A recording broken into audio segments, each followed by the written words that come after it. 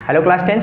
तो उम्मीद है आप लोग ठीक होंगे। चलिए आज हम लोग देखेंगे साइंस के कुछ नए क्वेश्चन फिजिक्स से रिलेटेड हैं। ठीक है, तो देखिए पहला क्वेश्चन जैसे कि लिखा हुआ है, कह रहा है कि two lens of power 5 dioptre and -3 dioptre. हमारे पास दो लेंस हैं, ठीक है, एक की पावर 5 डायोप्टर है और दूसरे की पावर कैसी है, -3 डायोप्टर है। तो कह रहा है कि आर कंबाइंड, दोनों को हम लोगों ने कंबाइन कर दिया, दोनों लेंस को कंबाइन कर दिया गया है। कह रहा है what is the focal length of the combination. तो जो नया कॉम्बिनेशन, जो नया लेंस हमको मिलेगा उसकी फोकल लेंथ क्या होगी और उसकी पावर भी क्या होगी, दोनों हम निकाल सकते हैं, कोई दिक्कत वाली बात नहीं है। तो चलिए देखिए कि दो लेंस हैं जिनकी पावर कितनी है, 5 डायोप्टर और -3 डायोप्टर है, तो कंबाइन कर दिया गया। तो हमेशा याद रखिए कि जब दो या दो से अधिक लेंसों को एक दूसरे के साथ कंबाइन कर दिया जाएगा तो जो नई पावर होगी उसका फार्मूला क्या होगा, जो नया लेंस होगा उसका फार्मूला जो होगा वो ये होगा कि जो पावर होगी जो नई वाली सबको कंबाइन करने के बाद वो होगी P1 plus P2 plus P3, ठीक है, और डॉट डॉट सो ऑन, जितने भी आपने लेंस को यूज किया है सबको।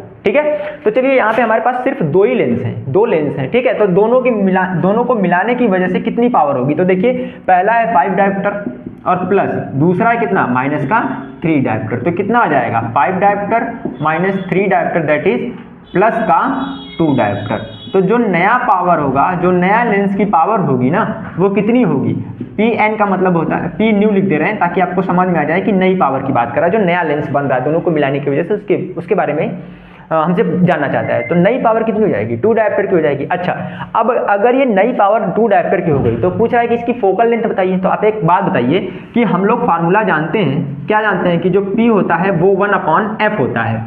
P की जो वैल्यू होती है वो 1/f होती है, लेकिन ये f जो रखना रहता है ना वो मीटर में रखना रहता है, हमेशा ध्यान रखिएगा, इसको मीटर में ही रखेंगे। तो आपको P = 1/f फार्मूला मालूम है। तो अगर आपको जो नया लेंस बना है उसकी पावर तो मालूम हो चुकी है ना, तो जो नया लेंस की अगर पावर मालूम हो चुकी है तो आप नए लेंस की पावर के फार्मूले को यूज करके हम फोकल लेंथ भी बता सकते हैं। तो वैल्यू रख दीजिए, तो P कितना है, 2 डायोप्टर, तो यहाँ पे 2 डायोप्टर रख दीजिए, तो 2 रख दीजिए, = यहाँ पे क्या हो जाएगा 1/f, और ये जो आएगा ना वो मीटर में आएगा। तो f को यहाँ ट्रांसफर करिए, 2 को यहाँ ट्रांसफर करेंगे, तो f = कितना हो जाएगा 1/2।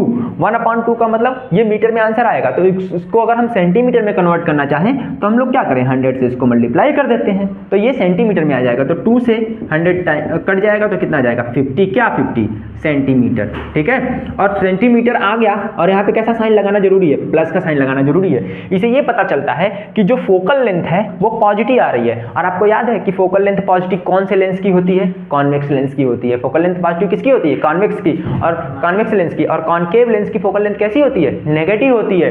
तो अब एक बात, यहाँ से एक बात और समझ में आ रही है कि जो नया लेंस है, जो दोनों को मिलाने की वजह से बना है, इसमें से एक जो ये वाला लेंस था, ये कैसा लेंस है, ये कॉन्वेक्स लेंस है, और ये कैसा लेंस है, कॉनकेव लेंस है। क्यों, क्योंकि इसकी फोकल लेंथ, ये इसका जो पावर है वो पॉजिटिव है, पॉजिटिव पावर कॉन्वेक्स लेंस की होती है। तो इसका अगर क्योंकि इसकी फोकल लेंथ भी पॉजिटिव होती है, तो कॉन्वेक्स लेंस की फोकल लेंथ पॉजिटिव, इसलिए उसका पावर पॉजिटिव। कॉनकेव लेंस की फोकल लेंथ नेगेटिव, इसलिए उसका पावर नेगेटिव। दोनों को जोड़ दिया हम लोगों ने, ये कॉन्वेक्स अपना था, ये कॉनकेव था, दोनों को कंबाइन करेंगे तो जो नया लेंस मिलेगा वो 2 डायोप्टर का मिलेगा। लेकिन किसकी तरह बिहेव करेगा, ये भी पूछ सकता है कि ये किसकी तरह बिहेव करेगा। तो देखिए प्लस में आंसर आ रहा है, इसका मतलब पावर पॉजिटिव है। पावर पॉजिटिव तो किसकी तरह बिहेव करेगा, ये बिहेव करेगा आपका कॉन्वेक्स लेंस की तरह बिहेव करेगा, इसीलिए देखिए इसकी फोकल लेंथ भी क्या आ रही है, पॉजिटिव आ रही है। तो ये पहला क्वेश्चन था। ठीक है, अब दूसरा क्वेश्चन देख लीजिए। दूसरे क्वेश्चन में क्या कह रहा है, दूसरे क्वेश्चन में कह रहा है ना कि एक कॉन्वेक्स लेंस है जो फॉर्म्स करता है, बनाता है, एक रियल इमेज बनाता है। अब जैसे ही वो रियल इमेज कहेगा, आपको ध्यान में ये बातें आ जानी चाहिए कि कॉन्वेक्स लेंस है और अगर रियल इमेज बना रहा है, कॉन्वेक्स लेंस रियल इमेज बना रहा है, तो आपको मालूम है कि वो कहाँ बनाएगा, किस साइड में बना रहा होगा। ये जो इमेज है वो इधर ही बना रहा होगा, इस साइड में बना रहा होगा। क्यों, क्योंकि रियल इमेज बना रहा है ना, तो रियल इमेज जो होती है वो रियल में एक दूसरे को कट कर रही होंगी, तब ना इमेज बन रहा होगा। तो रियल इमेज बना रहा है मतलब लेंस, ये अगर आपका हमने ऑप्टिकल सेंटर लिया तो इसके इधर ही इमेज बनेगी, तभी ना पॉजिटिव आप ले पाओगे। यहाँ पे देखो रियल इमेज बना रहा है, और रियल इमेज हमेशा देखो इस कंडीशंस में जो रियल इमेज बनेगी वो लेंस के इधर ही बनेगी, और इसकी जो डिस्टेंस होगी वो कैसी ली जाएगी, पॉजिटिव ली जाएगी। कॉन्वेक्स के केस में है, ठीक है, अगर यहीं जो कॉनकेव कह देता तो कंडीशंस चेंज हो जाते। तो जैसे ही इसने रियल इमेज कहा है, हमको एक बात समझ में आ गई कि इमेज जो है वो रियल है, और रियल के साथ साथ जो ऑब्जेक्ट है, किसी ऑब्जेक्ट का, कोई एक ऑब्जेक्ट है, उस ऑब्जेक्ट का इमेज एक कॉनकेव लेंस, कॉन्वेक्स लेंस है जो किसी ऑब्जेक्ट का इमेज कितनी डिस्टेंस पे बना रहा है, 30 सेंटीमीटर पे बना रहा है। देख लीजिए, a convex lens forms a real image of an object at a distance 30 centimetre. किसी ऑब्जेक्ट का इमेज 30 सेंटीमीटर की डिस्टेंस पे बनाया जा रहा है, लेकिन कौन बना रहा है? कॉन्वेक्स लेंस बना रहा है, और ये भी कंडीशन है कि वो रियल बना रहा है। इसका मतलब एक चीज तो पता चल गई कि v की वैल्यू प्लस 30 सेंटीमीटर होगी, प्लस 30 सेंटीमीटर होगी। क्यों? क्योंकि रियल की बात कर रहा है वो।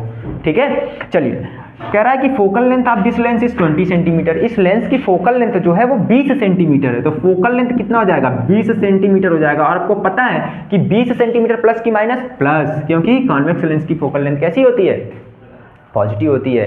कह रहा है कि फिर कह रहा है कि object distance and the magnification. तो आपको क्या क्या फाइंड करना है कि कितनी डिस्टेंस पे ऑब्जेक्ट रखा गया है। ऑब्जेक्ट की डिस्टेंस को हम लोग यू से दिखाते हैं, ये पता करना है। और मैग्निफिकेशन का मतलब हो गया आपको एम पता करना है। और लेंस है तो लेंस के लिए मैग्निफिकेशन का फार्मूला क्या लगेगा? V by u, v upon में यू। वहीं अगर मिरर होता तो मिरर के केस में मैग्निफिकेशन का फार्मूला क्या लगता है? Minus v by u. ठीक है, अब यहाँ पे लेंस का फार्मूला लगाएंगे, सॉल्यूशन करेंगे, आंसर मिलेगा। लेंस का फार्मूला क्या कहता है? 1 upon f equal to 1 upon v minus 1 upon u. Mirror के केस में यहाँ प्लस होता है, मिरर के केस में यहाँ प्लस होता है तो मैग्निफिकेशन में माइनस आ जाता है, और लेंस के केस में यहाँ माइनस होता है तो मैग्निफिकेशन में प्लस आ जाएगा। इस तरीके से आप रिलेट भी कर सकते हैं। वैल्यू रखिए, आंसर लीजिए। तो 1 अपॉन एफ की वैल्यू कितनी है? 20 इक्वल टू 1 अपॉन वी कितना है? 30 माइनस 1 अपॉन यू। तो इसको इधर ट्रांसफर कर लेंगे, प्लस में आ जाएगा, इसको इधर ट्रांसफर कर लेंगे, माइनस में आ जाएगा। तो 1 अपॉन यू इक्वल टू कितना आ जाएगा? 1 अपॉन 30 माइनस 1 अपॉन में 20। ठीक है, इन दोनों का एलसीएम ले लेंगे, एलसीएम आएगा आपका कितना? 60। ठीक है, 32 जा तो 2 माइनस 20 3 जा 3।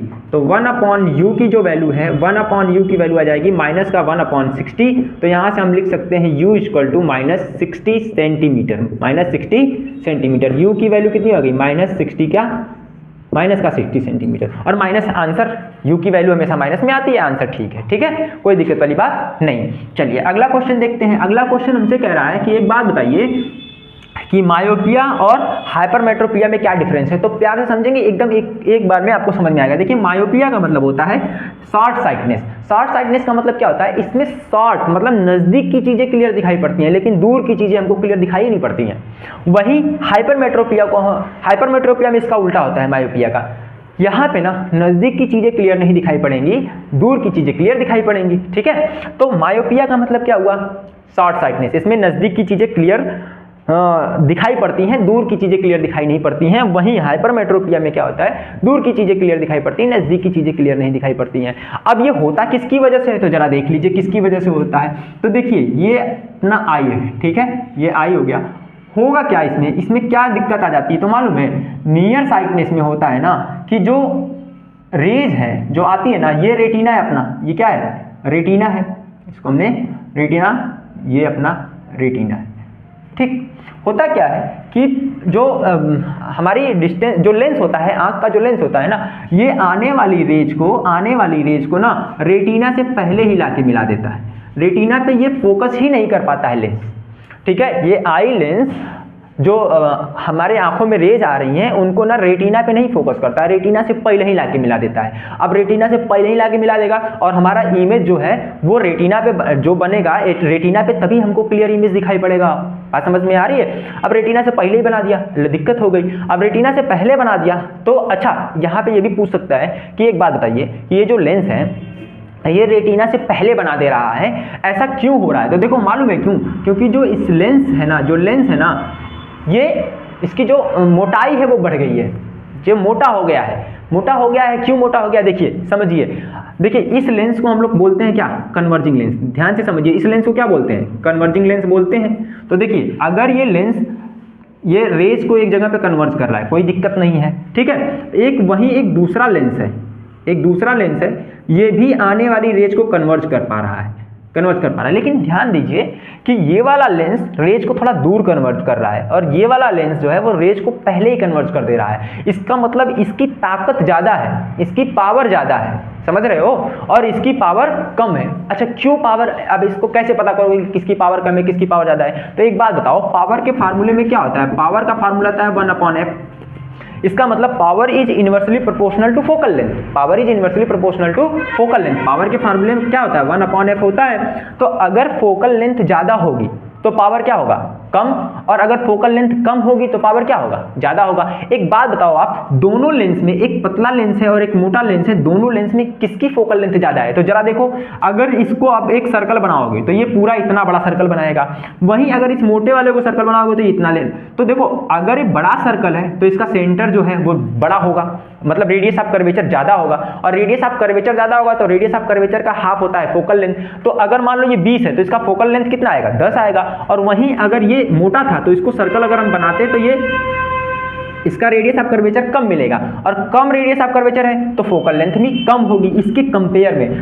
तब आप एक बात बताइए, मोटा लेंस है तो इसका रेडियस ऑफ कर्व, जो ये रेडियस है सेंटर से डिस्टेंस है, ये कम मिल पा रहा है, और ये बड़ा पतला है तो ज़्यादा एरिया कवर कर रहा है। तो इसको अगर हम करेंगे तो यहाँ से यहाँ तक आर मिलेगा, आर ज़्यादा आर कम, आर ज़्यादा तो फोकल लेंथ भी ज़्यादा, फोकल लेंथ कम, और जिसकी फोकल लेंथ कम होगी उसका पावर क्या होगा, ज़्यादा, और जिसकी फोकल लेंथ ज़्यादा उसका पावर कम। तो पतले लेंस और मोटे लेंस में किसकी पावर ज़्यादा होती है, मोटा वाला लेंस की फोकल पावर ज्यादा है, क्योंकि इसकी फोकल लेंथ कम है, और पावर ज्यादा है तो ये आने वाले रेज को ना पहले ही लाके कन्वर्ट कर देगा, पूरा एकदम जल्दी से मोड़ देगा, पहले ही कन्वर्ट, और वहीं पतला वाला दूर ले जाके मोड़ेगा। तो आप एक बात बताइए, ये लेंस यहाँ इसको कन्वर्ट करवाना चाहिए था रेज को, लेकिन कहाँ करवा दे रहा है पहले, इसका मतलब इसकी पावर बढ़ गई कि घट गई है, पावर बढ़ गई है, और बढ़ी किसकी वजह से, क्योंकि लेंस क्या हो गया, मोटा हो गया है। तो अब हमको दिक्कत है, यही दिक्कत होती है मायोपिया में यही प्रॉब्लम होती है, ठीक है, कि जो रेज होती है ना वो रेटिना पे ना फोकस करके रेटिना से पहले ही फोकस कर लेती है। तो अब दिक्कत आ गई, दिक्कत ये आ गई कि इस रेज को यहाँ फोकस करवाना है, तो क्या करना पड़ेगा। तो देखिए, एक ऐसा लेंस लेके आएंगे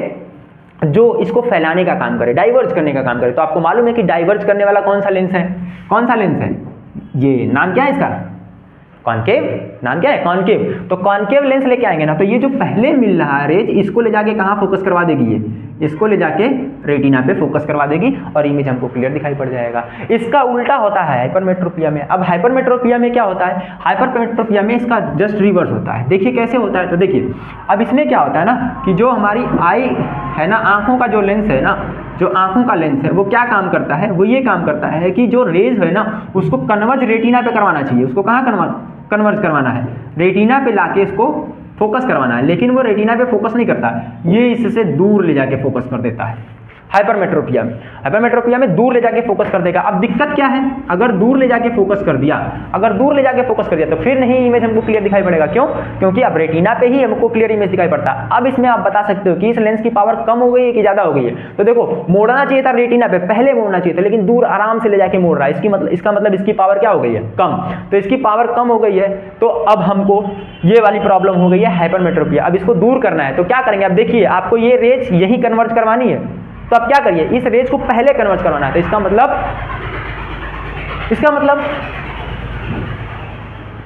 इसका मतलब एक ऐसा लेंस लेके आना पड़ेगा जो ना इस फैली हुई रेज को पहले लाके कन्वर्ज करवा दे। तो कौन सा है कन्वर्जिंग लेंस, कन्वर्ज करवाना है, पहले वाले में डाइवर्ज करवाना था। कौन सा लेंस लेके आएंगे, कॉन्वेक्स लेंस लेके आएंगे, और ये आने वाली रेज को पहले ही कन्वर्ज करवा देगा। अब ये कंडीशंस क्या है कि ये रेज आके यहाँ मिल जाएंगी रेटिना पे, और हमको इमेज क्लियर दिखाई पड़ेगा। ठीक है, ये तरीका होता है हाइपरमेट्रोपिया और मायोपिया और हाइपरमेट्रोपिया में। ठीक है, तो ये क्वेश्चन था। तो ठीक है, थैंक यू क्लास, मिलते हैं फिर नेक्स्ट वीडियो के साथ।